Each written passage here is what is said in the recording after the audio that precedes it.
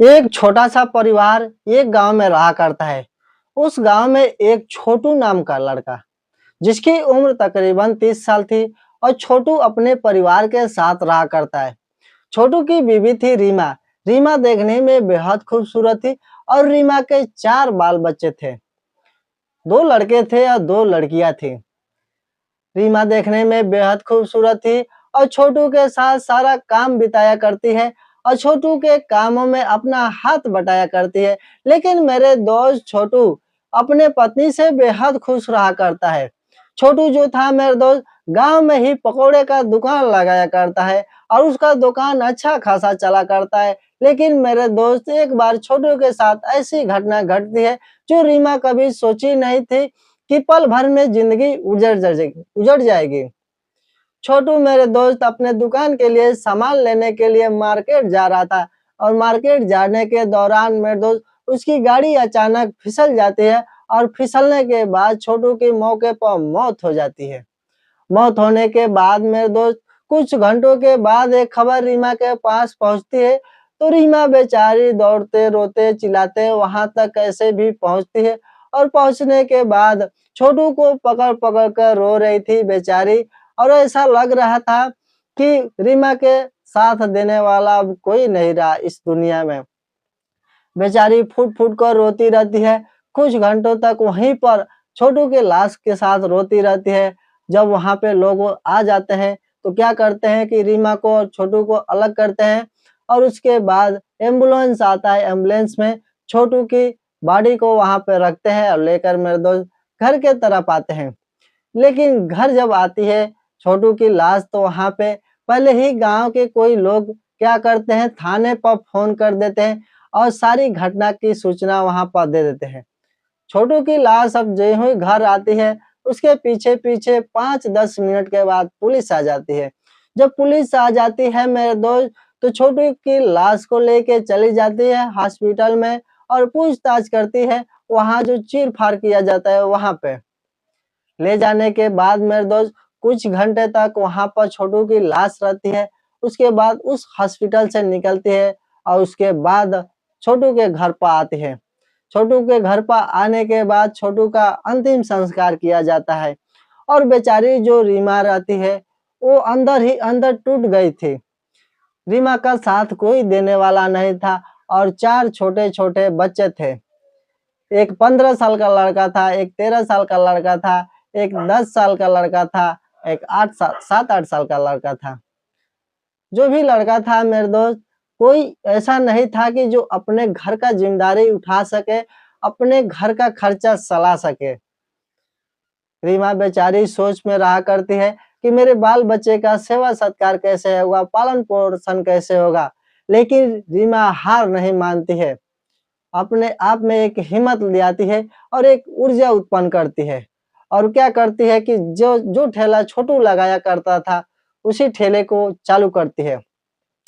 उसी ठेले पर अपना पकौड़ा बेचने का काम चालू कर देती है और धीरे धीरे करते करते थोड़ा उसका मनोबल पूरा बढ़ जाता है और दुकान अच्छे तरीके से चलने लगता है कि जैसे छोटू चलाता है वैसे ही रीमा भी दुकान चलाया करती है।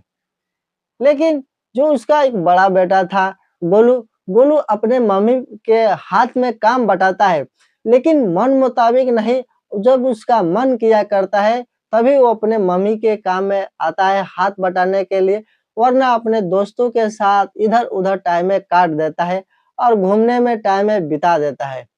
और इस वजह से उसकी मम्मी गोलू पर बहुत गुस्सा करती है, लेकिन बेचारा कुछ नहीं बोलता है। वो गलत काम कर लेता है, उसकी मम्मी 2 बात सुना देती है, वो चुपचाप सुन लिया करता है, लेकिन अपने मम्मी से ज़्यादा बहसबाजी नहीं किया करता है। धीरे-धीरे करते मेरे दोस्त, छोटू को इस दुनिया से गए हुए और रीमा का साथ छोड़े हुए 5 महीना बीत जाता है। 5 महीना बीतने के बाद जो रीमा थी, वो एकदम बेचैन सी रहा करती है छोटू के बिना। छोटू की जब भी यादें आती है, तो रीमा की आँख भर जाते हैं। आँख से पानी गिरना चालू हो जाता है, लेकिन रीमा हिम्मत नहीं हारती है और अपना आगे काम करते रहती है। लेकिन उसी गाँव में, जिस गाँव में रीमा का घर था, उस घर के बगल में एक बूढ़ा आदमी था। बूढ़ा आदमी देखने में अच्छा खासा ठीक ठाक था, लेकिन रीमा का पद में ससुर लगा करता है।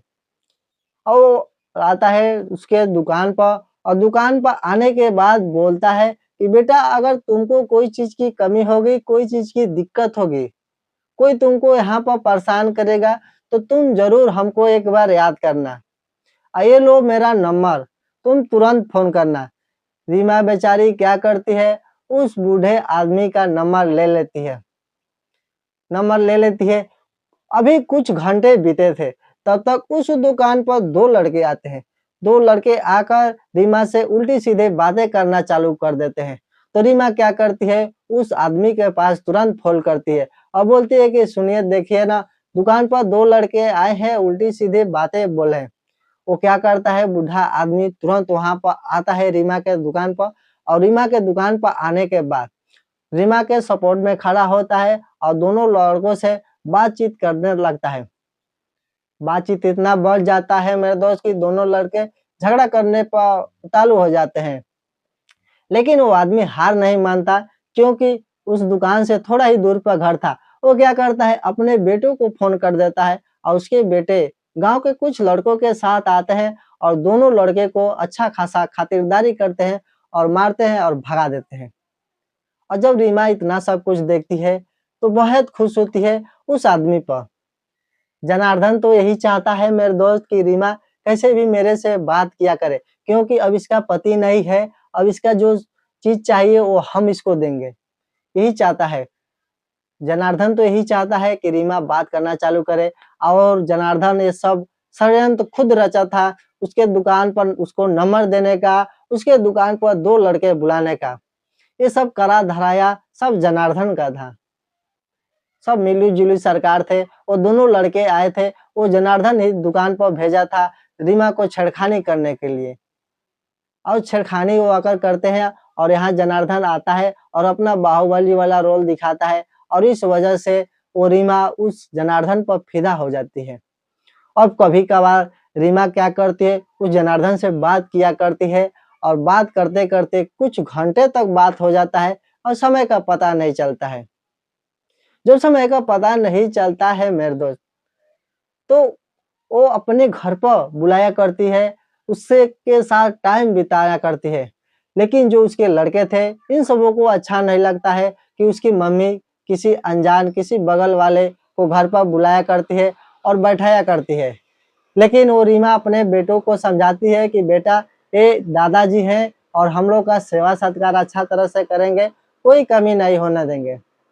लेकिन मेरे दोस्त क्या होता है, एक बार जो जनार्दन था वो पूरा मूड में आ जाता है, सोचता है कि रीमा के साथ आज मौके का फायदा उठाते हुए कुछ ना कुछ हमको करना है। लेकिन रीमा भी यही चाहती है कि उस आदमी के साथ लगाव में, कुछ रिलेशनशिप में कुछ नजदीकियां और करना। एक बार की बात है मेरे दोस्त, रीमा अपने दुकान पर से घर आ गई थी, और घर जब आए थे तो उसके चारों लड़के खाना खाकर सो रहे थे, और रीमा उस जनार्दन से बात कर रही थी। और बात करते करते रीमा मूड में आ जाती है और जनार्दन को अपने घर पर बुला लेती है। बोलती है कि मेरे लड़के सारे सो गए हैं, आना है तो आ जाइए और नहीं आना है तो मत आइए, मैं कोई जबरदस्ती नहीं करूंगी। जनार्दन तो मौके का फायदा खोजता था, मौके के तलाश में रहता था, और सामने से रीमा बुलाई थी तो इसलिए वो जाना चाहता था। क्या करता है, घर के पीछे जाता है अपने, और घर के पीछे जाने के बाद मेरे दोस्त उसके घर के सामने से अंदर चला जाता है। अंदर जाने के बाद रीमा वहीं पर खड़ी थी और अपने साथ लेके जाती है, और अपने रूम में ले जाने के बाद जनार्दन से नजदीकियां बढ़ाती है और काम करना चालू कर दी है। जब जनार्दन काम करना चालू करता है मेरे दोस्त, तो ये रीमा की चीखने चिल्लाने की आवाज आ जाती है। लेकिन जनार्दन सोचता है कि यहाँ पर काम करना उचित नहीं है, सही नहीं है, इसके बच्चे जाग जाएंगे, ये ज्यादा तेज चिल्ला रही है, चीख रही है। उसको क्या करता है कि बाथरूम में लेके चला जाता है। बाथरूम में जितना भी चिल्लाएगी उससे कोई दिक्कत नहीं होने वाला था, क्योंकि पूरा आवाज बाहर जा रहा था, और बाकी के लोग वहां के जितने भी थे वो सुन सुन के मजा ले रहे थे। ऐसा मजा ले रहे थे कि वो लोग जो सोच रहे थे वो सही हो रहा था। लेकिन कोई शक नहीं कर रहा था। इस वजह से वो लोग मजा ले रहे थे। वहां पर काम करने के बाद कुछ घंटे तक वहां रुकता है और रात के 1 जब बजता है तो वहां से पतली गली पकड़कर अपने घर आ जाता है। अब लालच इतना जग जाता है मेरे दोस्त जनार्दन को कि घर आकर बात करना चालू करता है, लेकिन तुरंत उसका मूड बन जाता है और बोलता है कि मन कर रहा है कि फिर दोबारा एक बार आ जाऊं। लेकिन रीमा बोलती है कि मैं रोक थोड़ी नहीं रही हूँ, आपका मन है आप तुरंत आ जाइए। जनार्दन बेचारा ना ही आओ देखता है ना ही ताव देखता है और फिर पतली गली पकड़कर पीछे के रास्ते से रीमा के घर में चला जाता है। जब रीमा के घर में चला जाता है मेरे दोस्त, तो इस बार नजारा कुछ अलग ही हो जाता है और जनार्दन के साथ ऐसी घटना घट जाती है कि बेचारा कभी सोचा नहीं था कि मैं इतना बुरी तरीके से एक विधवा महिला के साथ फंसूंगा। वहां पर जाने के बाद सब कुछ सही था, सब सही चल रहा था, काम भी अपना कर लिए थे और घर से बाहर निकलने के टाइम घर के बगल के लोग जनार्दन को देख लेते हैं कि रीमा के घर में से निकल रहा है और इतनी रात को उसको पकड़ लेते हैं और पकड़ने के बाद मेरे दोस्त गांव में पूरा हाहाकार मचा देते हैं। वहां पे उसी रात में पूरा लोग आ जाते हैं। लोग आने के बाद पूछताछ करना चालू कर देते हैं, लेकिन जनार्दन बेचारा बहाना करना चालू कर देता है कि इसके घर में एक छिपकली आ गई थी, छिपकली से बहुत डर रही थी। कभी बहाना करता है बिच्छी आ गई थी। जो जैसे पूछता सबको अलग-अलग जवाबें देता। अगर एक जवाब देता तो जनार्दन बच गया होता, लेकिन यही था कि सबको अलग-अलग कहानियाँ बताया और अलग-अलग बातें बताया और इस बात में जनार्दन फँस गया। गाँव को लोग क्या करते हैं, पुलिस को फ़ोन करते हैं मेरे दोस्त और पुलिस आती है और जनार्दन से पूछताछ करती है।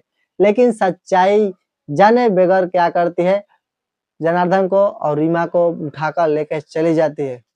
जब वहाँ लेके चली जाती है मेरे दोस्त, वहाँ पे भी बहुत पूछताछ करती है, लेकिन जनार्दन थोड़ा भी नहीं बताता है और ना ही रीमा बताती है। रीमा साफ मना कर देती है, मैं नहीं जानता हूँ, हमको नहीं पता है कि मेरे घर में क्यों आए, कब आए, हमको कुछ पता नहीं।